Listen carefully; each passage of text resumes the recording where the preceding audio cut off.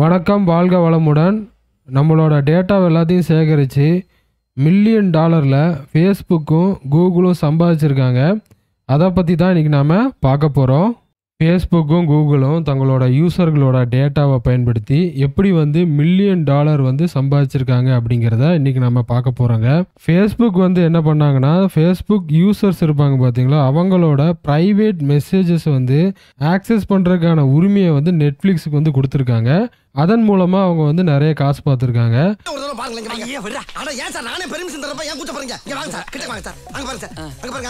Google என்ன செஞ்சுருக்காங்க அப்படின்னு பார்த்தீங்கன்னா, இன்காக்னிட்டோ மோட் அப்படிங்கிற ஒரு விஷயத்தை அறிமுகப்படுத்தி அதில் தங்களோட யூசர்களை அந்த இன்காக்னிட்டோ மோடில் கூகுள் சர்ச்சு, யூடியூப் வீடியோலாம் பார்க்க வச்சு அதில் யூசர்ஸ் இன்காக்னிட்டோ மோடில் என்னெல்லாம் சர்ச் பண்ணுறாங்க அப்படிங்கிற தகவலை திருடி அதன் மூலமாக மில்லியன் டாலர் சம்பாதிச்சிருக்காங்க.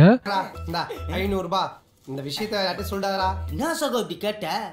எங்க அம்மா மேல சத்தியமா சொல்றேன், நான் அந்த மாதிரி ஜாதியில போறல. இந்த விஷயத்தை உன்னை தவிர வேற யார்கிட்டயும் சொல்ல மாட்டேன். இந்த டெக்னாலஜி யுகத்தில் டேட்டா அப்படின்னு என்னன்னா பணங்க, ப்ரைவசி அப்படின்னு என்னன்னா செக்கில் ஆட்டின என்ன அப்படின்னு சொல்லி விற்பனை பண்ணுவாங்க பார்த்தீங்களா. இது ஆர்கானிக் பொருள் அப்படின்னு சொல்லுவாங்க. அது மாதிரி தான் ப்ரைவசியும் சேஃப் அண்ட் செக்யூர் அப்படின்னு சொல்லிட்டாங்க. அப்படின்னால என்ன அர்த்தம்னா அங்கே ப்ரைவசி இல்லை அப்படிங்கிறத தெளிவாக புரிஞ்சுக்கணும். இப்போ ஃபேஸ்புக் எப்படி நெட்ஃப்ளிக்ஸை வச்சு சம்பாதிச்சாங்க அப்படிங்கிறத பார்ப்போம். 2017 ஃபேஸ்புக் வாட்ச் அப்படிங்கிற ஸ்ட்ரீமிங் சர்வீஸை ஃபேஸ்புக் அறிமுகப்படுத்தினாங்க. அதில் டிவி ஷோஸை ஒளிபரப்பு பண்ணணும் அப்படிங்கிறதான் ஃபேஸ்புக்கோட இலக்கு. ஆனால் 2018 என்ன செஞ்சிட்டாங்க அப்படின்னா அந்த திட்டத்தை அப்படியே நிறுத்திட்டாங்க.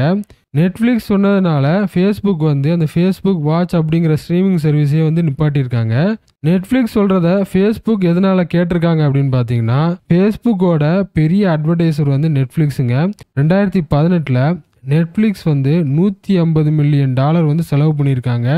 ஃபேஸ்புக்கில் ஆட் ரன் பண்ணுறதுக்காக, ஃபேஸ்புக்கில் நெட்ஃப்ளிக்ஸ் சம்மந்தமான விளம்பரத்துக்காக நெட்ஃப்ளிக்ஸ் $150 மில்லியன் செலவு பண்ணியிருக்காங்க.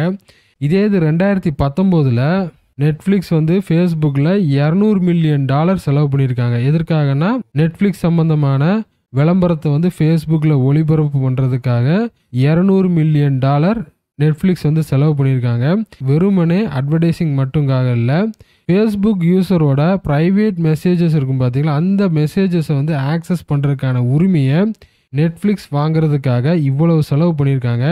ஆனால் வெளியில் எப்படி தெரியும் அப்படின்னு பார்த்தீங்கன்னா, அட்வர்டைஸிங்காக இந்த டீலை முடிச்சிருக்க மாதிரி காட்டினாங்க. ஃபேஸ்புக்கும் நம்மளோட ப்ரைவேட் மெசேஜஸ் நெட்ஃப்ளிக்ஸுக்கு காட்டுறதுக்கு மூலமாக பல மில்லியன் டாலர் சம்பாதிச்சிருக்காங்க. இதுதான் இப்போ மெட்டா மேலே பெரிய ஒரு கேஸ் ஆகிருக்குங்க. இதில் தான் ஃபேஸ்புக் செஞ்ச வேலை எல்லாம் பார்த்தீங்கன்னா தெரிஞ்சிருக்கு. இதே மாதிரி தான் கூகுள் என்ன பண்ணாங்கன்னா, இன்காக்னிட்டோ மோட் அப்படிங்கிற ஒரு விஷயத்தை அறிமுகப்படுத்தினாங்க. அதாவது ப்ரைவேட் ப்ரௌசிங் மோடுங்க. இதில் நம்ம என்னெல்லாம் சர்ச் பண்ணுறோமோ அதெல்லாம் ட்ராக் ஆகாது அப்படின்னு தான் கூகுள் சொன்னாங்க.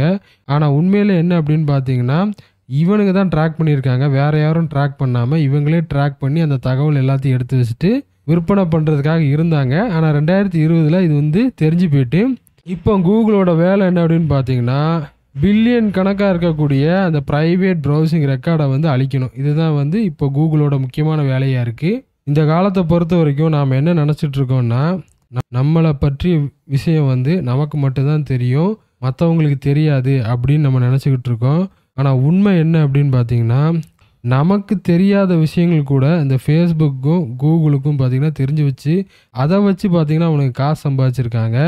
எதற்கெடுத்தாலும் டெக்னாலஜி அப்படின்னு போகும்போது அந்த டெக்னாலஜியை கட்டுப்படுத்துகிறவனுக்கு கீழே நம்ம அடிமையாக இருக்கோம் அப்படிங்கிறது தான் நிதர்சனமான உண்மை. காணொளி பார்த்தமைக்கு ரொம்ப நன்றி. அடுத்த காணொளியில் சந்திப்போம். நன்றி, வணக்கம், வாழ்க வளமுடன்.